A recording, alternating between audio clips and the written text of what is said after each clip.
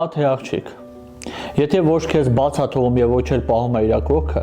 ինքը 99.9%-ով քայքայում է քո կյանքը։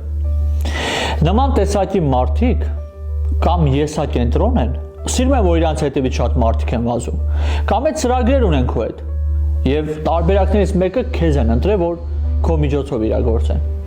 Նման տեսակի մարդիկ տալիս են քեզ իրենց կամքը, դու վերցնում ես, պահում ես, փայփայում ես, կատարում ես եւ վերջնական արդյունքում դու կորցնում ես քո ինքնությունը։ Նման տեսակի մարդիկ չեն հասկանում սրտի արժեքը, չեն հասկանում, որ սիրտը հիշում է բոլոր այն դեմքերին, որոնք իրեն ցավ են պատճառում։ Նրանք չգիտեն քո հիասթափությունների մասին։ Նրանց չի էլ հետաքրում քո հիասթափությունները։ Վստահությունը կամ քեզ կդարձնի երջանիկ, կամ էլ քեզ կտանի անխաղաղության մեջ, կխլի քեզանից քո ամբողջ խաղաղությունը։ Նախքան մարդկանց վստահելը, ինչ կլինի, արի Աստծուն վստահի։ Նախքան մարդկանց սիրտը տալը, սիրտը տուր Աստծուն, որովհետև վերջնական արդյունքում Աստված գիտի ում դնի քո կողքին, եւ Աստված գիտի թե ում տանի քո կյանքից։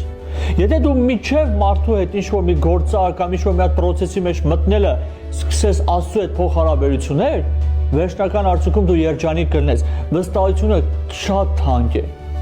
Մի վայրկյանում դու կարաս վստահես ամբողջ աշխարհը, եւ մի վայրկյանում կարաս կորցնես քո ամբողջ ներքին աշխարհը։ Մտածի